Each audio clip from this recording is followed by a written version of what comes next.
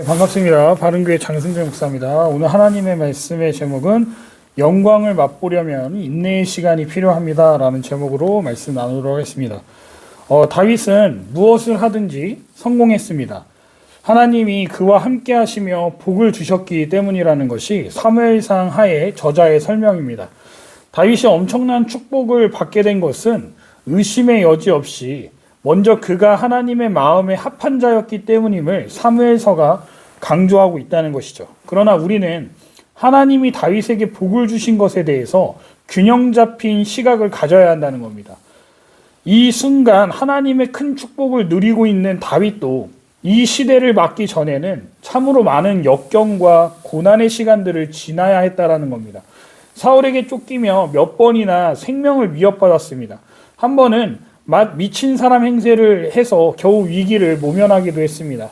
또 많은 식소를 먹여 살리느라 보호해준다는 명목으로 돈을 요구하는 조직폭력배 양아치로 전락할 뻔하기도 했습니다. 다윗이 이렇게 어려운 시절을 살아갈 때도 하나님은 그와 함께 하셨다는 겁니다. 즉 다윗이 누리는 물질적 영적 축복만이 하나님이 그와 함께 하신다라는 증표가 될 수 없다는 겁니다. 바꿔 말하자면 가난하다고 해서 하나님이 버리셨다라거나 덜 사랑하신다거나 은혜 받고 있는 삶이 아니라고 하는 말은 성경적이지 않다는 겁니다. 그러니 여러분들의 삶이 지금은 어렵고 힘들더라도 꼭 기억하시기 바랍니다. 하나님은 여러분들을 사랑하시고 그 삶에 개입하셔서 더 많은 축복을 주시기 위해 기다리고 계신다는 사실을 말입니다.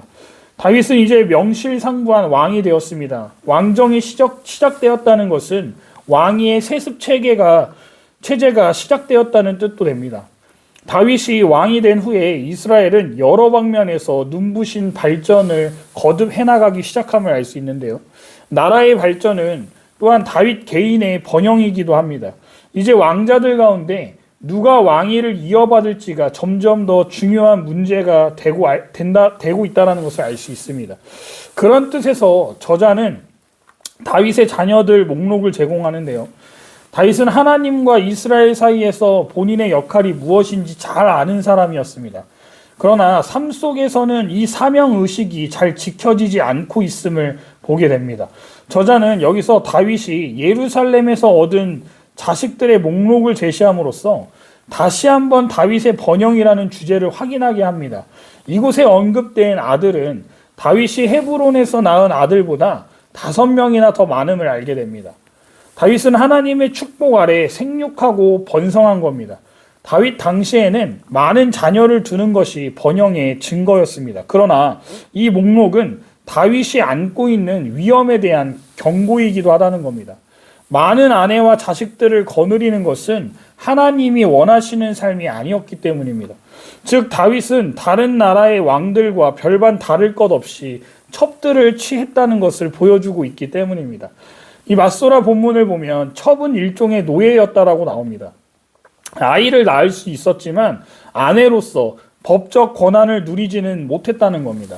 반면 후등을 뜻하는 처는 아마도 다윗이 정치적 목적을 위해 한 정략 결혼일 수 있다는 겁니다. 왕가의 아들과 딸들은 나중에 결혼시킴으로써 왕권 강화의 수단이 되기 위한 존재들이었다는 것이죠. 사무엘은 이스라엘 백성들이 왕을 원할 때 그들에게 경고하면서 왕이 취하는 자가 될 것이라고 사무엘상 8장 11절과 18절까지 말한 바 있습니다. 그런데 어느덧 다윗이 많은 아내를 취하고 있음을 보여주고 있다는 겁니다. 왕에 대한 규례가 수록되어 있는 신명기 17장을 보면 이런 행위에 대해서 하나님은 분명히 경고하신 바 있습니다. 그에게 아내를 많이 두어 그의 마음이 미혹되게 하지 말 것이며 라고 말씀하신 바가 있다는 겁니다. 하나님의 복을 받아 번영하고 있지만 많은 아내와 아이를 거느렸던 다른 나라들의 왕과 별다른 모습을 보이지 못하는 다윗을 성경은 증거하고 있다는 겁니다. 그렇다면 다윗은 왜 많은 여자를 원했을까요? 왕가의 번영을 통한 왕권 강화를 염두에 두고서 많은 자녀를 두었을 거라는 겁니다. 만약 다윗이 하나님의 말씀대로 여자를 가까이 하지 않고 하나님께서 말씀하신 대로 지켰다면 다윗은 더 많은 복을 누릴 수 있었을 겁니다. 그리고 지금 아들의 이름 중 솔로몬이 나오는데 솔로몬이 태어나려면 앞으로도 몇 해가 더 지나야 하지만 여기서 미리 언급하는 것은 그의 출현에 대해 준비하라는 의미가 있을 겁니다. 또한 본문에서 다윗이 많은 아내를 취했다라는 말은 머지않아 그가 밧세바를 취할 것을 예고함을 볼 수 있다는 겁니다. 다윗은 스스로 하나님의 축복을 제한해버렸다는 것을 우리는 알아야 한다는 겁니다. 그렇습니다. 우리도 하나님께 받을 수 있는 축복이 많다고 저는 생각합니다. 하나님은 후히 주시고 꾸짖지 아니하시는 하나님이시라고 야고보서에도 분명하게 나와 있기 때문입니다. 하나님은 우리에게 늘 좋은 것을 주시기를 원하시는 분이라는 겁니다. 믿으십니까? 그런데 그 많은 것을 받지 못하는 이유가 무엇이라고 오늘 본문은 증거하고 있습니까? 하나님의 말씀대로 잘 가다가 꼭 세상의 방식대로 사는 우를 범하기 때문이라고 분명하게 말씀해주고 있다는 겁니다. 주안의 한몸 된 지체 여러분, 오늘 말씀을 마음에 새기는 저와 여러분들 되시기를 바랍니다. 하나님을 전적으로 신뢰하기로 하셨다면 말씀대로 살기 원합니다. 당장은 말씀대로 살면 손해볼 것 같고 이득이 없을 것 같지만, 그래서 세상의 방식대로 살면 당장은 많은 이득을 보는 것 같을 수 있습니다. 그러나 하나님은 우리에게 주시고자 하신 계획했던 많은 복들을 놓칠 수 있다는 것을 기억하시기 바랍니다. 이후 다윗과 블레셋 사이에 두 번의 전쟁 이야기가 이어집니다.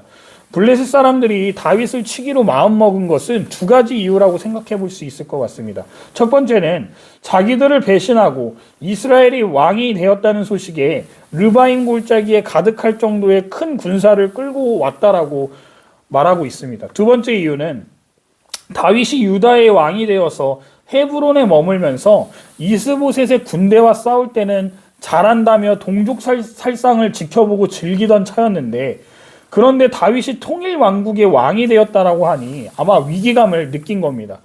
게다가 다윗은 지금까지 블레셋 사람들이 싸워본 이스라엘 지도자들 중에 가장 상대하기 어려운 사람이었습니다.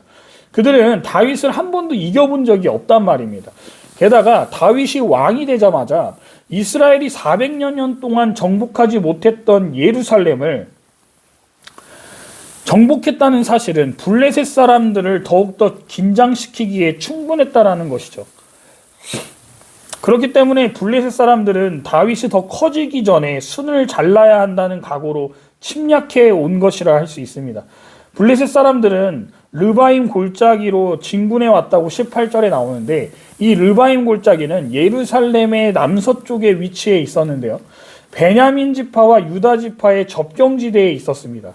블레셋 사람들은 다윗이 통치하는 영토의 허리를 끊음으로써 그를 북쪽 지파들에게서 고립시키고 이스라엘을 두 지역으로 나누려는 의도로 침략했다는 것을 알 수 있습니다. 만일 블레셋 사람들이 이 전쟁에서 승리하면 어렵게 다윗에게 충성을 맹세한 북쪽 지파 사람들은 다윗과의 관계를 다시 생각해야 했기 때문에 블레셋이 쳐들어간 겁니다. 하지만 블레셋 사람들이 깨닫지 못한 것이 하나 있죠. 그들은 아직 자신들의 군대가 다윗의 군대보다 막강하며 무기도 더 좋은 것을 가지고 있으니 충분히 승리할 수 있다고 생각했을 겁니다. 그러나 다윗에게는 누가 함께하고 있으십니까? 하나님이라는 최고의 용장을 자기 편에 두고 있었다는 겁니다. 다윗은 블레셋 군대를 대적하려고 르바임 골짜기에 진을 치면서 그들을 치러나가기 전에 하나님께 전투의 승패를 묻습니다. 블레셋 군대를 자신의 손에 넘기셨느냐고 묻는 다윗에게 하나님은 긍정의 답을 주시죠. 올라가서 싸우라고 말입니다. 다윗이 전쟁에 임하는 모습을 통해 우리는 무엇을 느끼게 됩니까? 다윗은 하나님이 모든 사람의 생사화복, 모든 나라의 흥망성쇠를 결정하시는 주권자임을 믿었기 때문에 앞장서서 전쟁에 임할 수 있었다는 사실을 우리가 보게 되지 않습니까? 그렇습니다. 저와 여러분들에게도 이러한 담대한 믿음이 생겨나기를 기도합니다. 이 믿음을 가지고 하나님을 의지해야 할 줄 믿습니다. 사랑하는 성도 여러분, 어려운 난관에 부딪혀 어떻게 해야 할지 모르는 상황 속에 계신다면 하나님께 기도하고 응답받아 확신 가운데 무슨 일이든지 극복해 나가시는 저와 여러분들 되시기를 주님의 이름으로 축복합니다. 살아 역사하시는 하나님과 동행함으로 승리하는 삶을 살아가시기를 기도하겠습니다. 다윗은 자신의 힘으로 전쟁에 임하지 않았습니다. 이스라엘의 진정한 왕은 자신이 아니라 하나님이심을 잊지 않았음을 보여주고 있습니다. 그랬기 때문에 전쟁의 승패를 하나님께 묻고 어떻게 백성들을 진두지휘해야 하는지 묻고 움직이지 않았습니까? 그럴 때 하나님은 그의 왕이자 지휘관이심을 확증해 주심을 보게 됩니다. 23절과 24절을 보시기 바랍니다. 하나님은 상세한 매복 기습 작전을 알려주고 계십니다. 게다가 직접 선봉을 막기까지 하심을 보여주십니다. 그 결과 블레셋 군을 몰아내게 되었다라고 25절에 말씀하고 있습니다. 지고 싶어도 질 수 없는 싸움인 겁니다. 왜냐하면 하나님께서 하시는 싸움인데 질 수가 없지 않겠습니까? 하나님이 우리의 인생에 왕과 지휘관이 되어주신다면 세상에서 두려울 것은 아무것도 없습니다. 결국 신앙의 핵심은, 본질은 하나님을 얼마나 신뢰하고 의지하느냐의 싸움이라고 저는 생각합니다. 하나님을 섬기는 사람만이 누릴 수 있는 복이라 할 수 있는 것이죠. 신앙을 지키며 사는 것이 너무 힘들다고 말씀하시는 분들이 있습니다. 실제로 그리스도인답게 예수님처럼 산다는 것은 십자가를 지고 사는 고생임에 틀림없을 겁니다. 하지만 그 어려움을 하나님과 동행하며 이겨내면 다윗이 경험한 것과 같은 크고 놀라운 영광을 경험하게 될 거라고 확신합니다. 왜냐하면 제가 요즘 그 경험을 하고 있기 때문입니다. 개척을 시작할 때 돈 한 푼 없이 시작했습니다. 이 장소를 얻는데 기적적으로 얻게 되었습니다. 하나님이 주신 마음에 순종했을 뿐입니다. 원래는 저희가 들어오기 전에 이미 다른 사람과 계약이 이루어졌던 곳이었는데 갑자기 그 사람과 안 되어서 저희에게 기회가 오게 되었습니다. 그리고 이후에 돈도 없고 월세 감당할 능력도 안 되는데 하나님께서는 전도용품도 보내주시고 쌀도 보내주시고 과일도 보내주시고 다양한 방법으로 저희들을 돕고 계심을 지금 경험하고 있습니다. 다윗은 하나님의 영광을 누리기까지 22년 동안 오욕의 시간을 견뎌야 했다라고 말씀드렸습니다. 그 결과는 언제 어디서든지 함께 하시는 주님을 경험하고 있지 않습니까? 이런 영광을 우리가 누리기를 원합니다. 언제까지 바른교회가 이곳에서 장소를 사용할 수 있을지 사실 장담 못합니다. 그러나 제 마음이 편안한 것은 하나님께서 이곳에서의 생활을 1년을 허락하시든 2년을 허락하시든 아니면 1년도 못 버틸 만큼 재정적으로 어렵게 하시더라도 괜찮다는 겁니다. 그것 또한 하나님의 뜻임을 믿는 믿음이 생겼기 때문입니다. 그러니 허락하신 시간 동안 저는 이 영적 전쟁을 하나님과 동행하며 살고 싶습니다. 우리 바른교회 성도님들 외에 이 영상을 시청하시는 분들도 저와 같이 믿음을 지켜나가기 위한 영적 전쟁을 매일같이 치르며 살고 계시리라 생각합니다. 그때마다 기억하시면 좋겠는 것은 영적 전쟁은 이미 승리가 보장되어 있다는 사실이에요. 아직 끝나지 않은 싸움일 뿐이지 예수님이 이미 승리하셨기에 우리는 승리한 인생을 사신다는 것을 믿으며 하루하루 인내함으로 살아가시면 좋겠습니다. 하나님이 여러분들과 함께 하십니다. 이 사실을 의지함으로 오늘도 어려운 삶을 살아가시는 가운데 힘을 내시기를 바랍니다. 하나님의 위로와 평안으로 넉넉히 이 땅을 살아가시는 저와 여러분들 되시기를 주님의 이름으로 축원드립니다.